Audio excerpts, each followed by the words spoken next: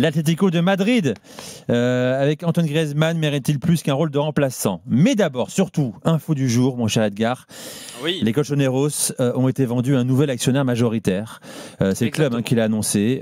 Fonds d'investissement, tiens, américain. Apollo Sports Capital. C'est quoi ce fonds et pourquoi faire surtout? Est-ce qu'il y a beaucoup d'argent et l'envie d'investir énormément? Oui, dans l'idée, il y a beaucoup d'argent. Alors donc tu l'as dit, c'est la filiale d'un très très grand fonds d'investissement qui s'appelle Apollo Global Management, et donc ils ont cette filiale qui est dédiée au sport. Et eux, ce qu'ils expliquent, c'est qu'ils vont évidemment déjà faire monter évidemment le capital du club, qu'ils vont investir dans ce club très très rapidement. Et il y a un petit peu deux axes d'investissement qui sont annoncés. Déjà, l'équipe première, évidemment. Il n'y a pas eu d'annonce en disant on veut rivaliser avec le Barça, avec le Real ou je ne sais quoi, mais en tout cas, parce qu'il n'y a pas eu de conférence de presse, par exemple, pour l'instant. Mais dans l'annonce, évidemment, il parle de l'équipe première et du fait qu'ils vont investir dans cette équipe-là.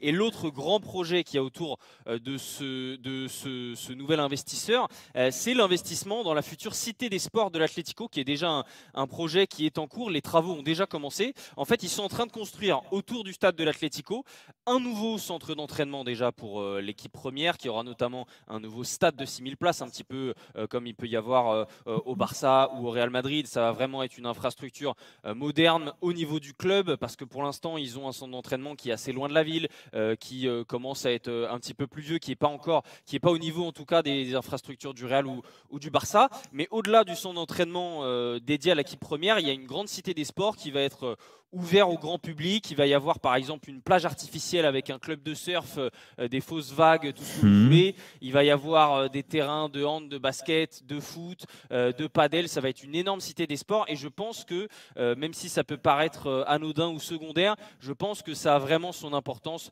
dans le projet global de l'Atlético. Et dans l'idée de vouloir rivaliser vraiment avec le Real, de vouloir prendre la même importance qu'a le Real dans la ville, parce que là où le stade de l'Atlético est situé, c'est vrai que là ils vont prendre un terrain qui est quasiment vague, il va y avoir un vrai nouveau centre de vie, un vrai endroit où les Madrilènes et les gens autour de la ville vont pouvoir venir, vont pouvoir se dire ok, grâce à l'Atlético et à l'argent public, je vais pouvoir aller faire mon sport, je vais pouvoir faire telle activité à laquelle j'avais pas accès avant. Et je pense que ça va permettre aussi au club, peut-être dans l'esprit de certains Madrilènes, de prendre une nouvelle dimension, comme il a pu la prendre avec le Metropolitano aussi, qui rivalise sur certains points avec le Bernabéu. Je pense que c'est une étape importante. Sauf que Edgar, il est très excentré ce stade, le Metropolitano, par rapport à Bernabéu qui est en ville.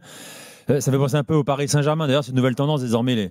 Les gros investisseurs qui veulent carrément monter une sorte de parc d'attraction, immense hub, centre commercial autour d'un stade de foot, comme si le foot était uniquement un prétexte désormais, encore plus, pour développer d'autres secteurs d'activité. C'est un truc de... Vas-y. Il est excentré. Mais il y a quand même beaucoup d'habitations pas loin. C'est vrai qu'il n'est pas au centre-ville, mais c'est pas comme si on était un endroit où personne vivait. Il est pas loin de l'aéroport, donc tu peux facilement imaginer effectivement que ça va être un endroit facile d'accès. Il y a l'autoroute qui passe juste à côté. Il va y avoir des nouvelles sorties pour accéder justement à cette cité sportive. Donc je pense que ça va être... on verra si c'est vraiment un game changer pour le club, mais en tout cas, ça peut vraiment être quelque chose qui pèse dans la vie de beaucoup de Madrilènes, de centaines de Madrilènes, voire de milliers de Madrilènes, parce qu'on va parler d'infrastructures pour beaucoup de sports différents. Et pour l'équipe première, évidemment, de nouvelles infrastructures pour être encore plus performants. En tout cas, les supporters, quand ils voient un nouvel investisseur arriver, ils se disent évidemment qu'ils ont envie de concurrencer le Real et le Barça. Il n'y a pas eu d'annonce spécifique, mais on ne peut qu'imaginer avec cet Atlético que c'est ça l'objectif, parce que on parlait de Dortmund, l'Atlético... c'est un club qui a des années-lumière des clubs qui sont derrière lui en Liga, mais qui est aussi assez loin du Barça et du Real. 430 millions d'euros de budget d'écart entre l'Atlético et le FC Barcelone, 450 avec le Real, c'est 466 millions d'euros à l'Atlético, 896 le Barça, 1 milliard 10 millions d'euros pour le Real Madrid, les budgets saison 25-26. Donc voilà, réduire l'écart pour essayer enfin de s'inviter régulièrement à la course pour le titre de Liga. Et garder, pour les premières années en tout cas, la même direction pour essayer de garder cette continuité et de progresser toujours sportivement. Miguel André reste à la direction du club avec Enrique Cerezo pour l'instant en tout cas. Tu voulais parler également aujourd'hui d'Antoine Griezmann. Griezmann, 30 minutes, un peu plus. ce week-end face au Celta Vigo et victoire 2 buts. Enfin, il met un doublé et sort de sa sieste le Metropolitano. C'est ça, un partout face à Levante et c'est Levante, au final, pas avec Celta, lui, ça termine sur ce score de 3-1 et c'est vrai qu'à un partout, le match de l'Atlético était d'une pauvreté sans nom, ils avaient très très peu d'occasions et il a complètement changé ce match. Alors il marque après 37 secondes parce qu'il est au bon endroit au bon moment, mais par exemple un joueur comme Sorloth avant lui n'avait jamais été au bon endroit et au bon moment pendant 60 minutes. Donc évidemment ça fait partie de l'art d'être attaquant. Et au-delà de ces 2 buts qui sont pas des buts exceptionnels, même si encore une fois il est au bon endroit, j'ai eu l'impression qu'il a vraiment pesé sur le jeu, qu'il a apporté quelque chose et surtout qu'il a apporté sa patte tout de suite.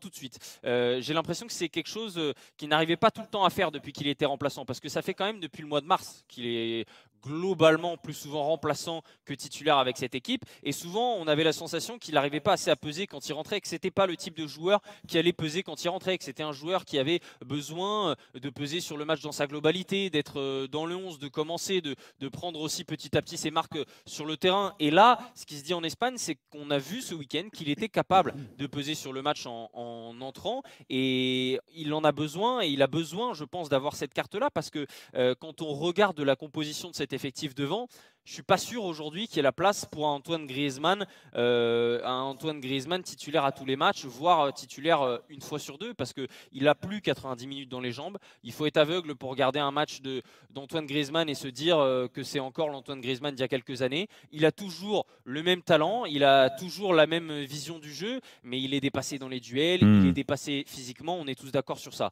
Maintenant, il y a une carte à jouer avec cet Atlético en sortie de banc. C'est le joueur qui a marqué le plus de buts en Liga en sortie de banc. Il en a mis déjà 4 cette saison en sortie de banc. Il a fait à peine plus de 50% de ses matchs en sortie de banc et pourtant il a 4 buts justement en tant que remplaçant et un seul en tant que titulaire. Et surtout j'ai l'impression qu'en tant que titulaire, au-delà des statistiques, il n'est pas particulièrement plus dangereux sur 90 minutes que sur 30 minutes quand il rentre. Et le problème pour lui, c'est qu'il y a un joueur comme Alex Baena qui est arrivé, qui apporte une qualité de passe superbe, qui apporte une qualité dans les duels et qui fait que le profil d'Antoine Griezmann est peut-être un petit peu moins vital pour cette équipe pendant 90 minutes. Et surtout j'ai l'impression qu'Alexander Sorloth, qui est vraiment le joueur avec lequel il a cette concurrence pour le poste de titulaire aux côtés de Julián Alvarez.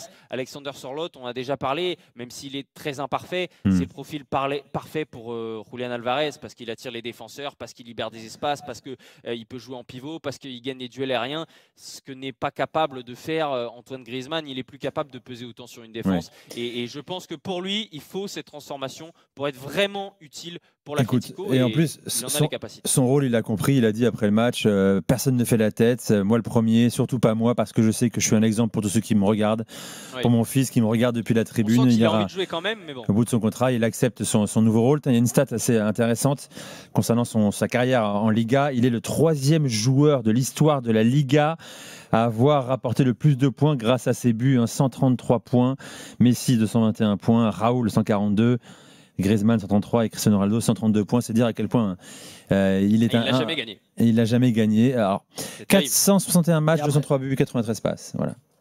Et après, il a pris son petit jet privé pour aller à Berlin voir le match de football américain tranquille. Et puis il est ça c'est Julien. Julien, il est injouable là-dessus. Voilà, Julien. Mais c'est pour ça. Les stories Instagram, tu l'as vu où ça, Julien? Tu l'as lu ou tu l'as vu sur une story? Je sais même pas. Non, je sais. Bah, en fait, on m'avait dit qu'il y allait de toute façon, donc je me suis dit, pour lui, c'est plus simple d'aller en jet privé de toute façon que prendre Ryanair ou EasyJet pour aller de Madrid à Berlin. Donc je pense que c'est ce qu'il a fait quoi. Oui, j'ai vu un truc où il lisait le journal, je crois, ou un truc comme ça. Avant de s'installer un jour peut-être aux États-Unis définitivement quoi. Il va être embêté parce qu'il y a un match de NFL très bientôt au Bernabéu. Ah oui. Bon, j'imagine qu'il va y aller quand même, mais ça va faire bizarre de le voir au Bernabéu. D'accord. Bon. Il y a beaucoup de questions sur Julián Alvarez aussi, il faudrait qu'on en reparle aussi. Son interview dans Jean Couvert de France Foot, là, qui est paru ce week-end, peut faire réagir quand les questions sont posées sur l'avenir. On sait que le PSG notamment s'intéressait à vous, des clubs, le Barça. Qu'en est-il de votre avenir? Il répond, écoutez, pas maintenant, on en parlera plus tard. Quoi. Tu vois, il ne ferme pas un départ non plus. A priori, les nouveaux investisseurs comptent évidemment sur lui et c'est la tête de gondole, la tête d'affiche, tout ce que vous voulez de ce nouveau projet pour l'Atlético. S'ils viennent vraiment avec de l'ambition pour gagner la Liga, pour gagner la Ligue des Champions, je ne vois pas comment ils pourraient laisser Julián Álvarez partir.